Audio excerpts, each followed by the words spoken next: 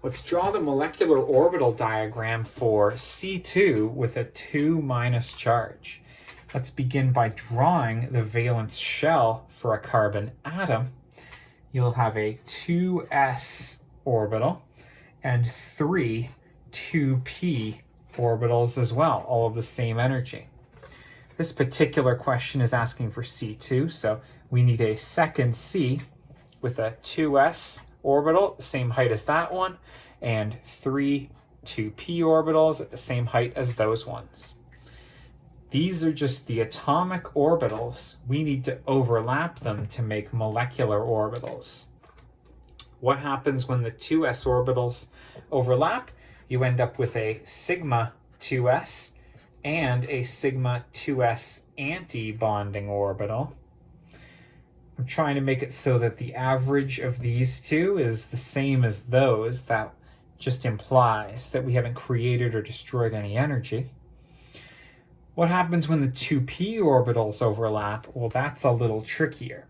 The lowest energy molecular orbitals in this case are pi 2p, then sigma 2p, then pi 2p anti-bonding, and lastly sigma 2p anti-bonding.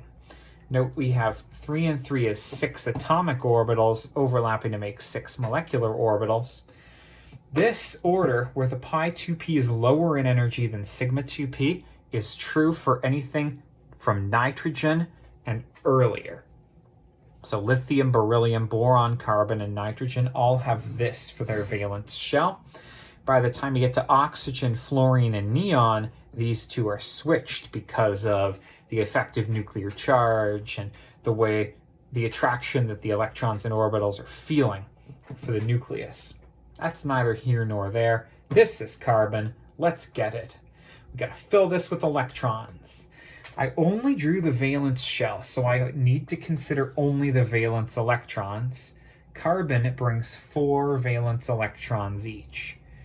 There are 2 of them, C2, and there's an extra 2 electrons here for the 2- charge. That tells me that there's 10 electrons total to go in this diagram. Let's fill it from the bottom up. 1, 2, 3, 4, 5, 6, 7, 8, 9, 10. There we go. Notice that I spread these out before I doubled them up. That's Hund's rule, going from the bottom up. It's the Aufbau principle. So this is my done molecular orbital diagram. Teachers who ask you for the bond order are asking you to count the number of electrons in bonding orbitals, take away the number of electrons in anti-bonding orbitals, and cut that difference in half. Bonding means no asterisk. So 1, 2, 3, 4, 5, 6, 7, 8 electrons in this case. And anti-bonding, well, I only have these 2 electrons in any anti-bonding orbitals. 8 minus 2 is 6, cut it in half is 3. That's a nice whole number. That implies to me it's probably stable. It's decimal bond orders that make things unstable.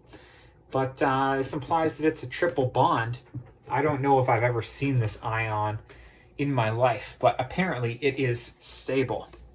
There you go. Here's your completed molecular orbital diagram. Thanks for being with me. You are an absolute champion. Best of luck.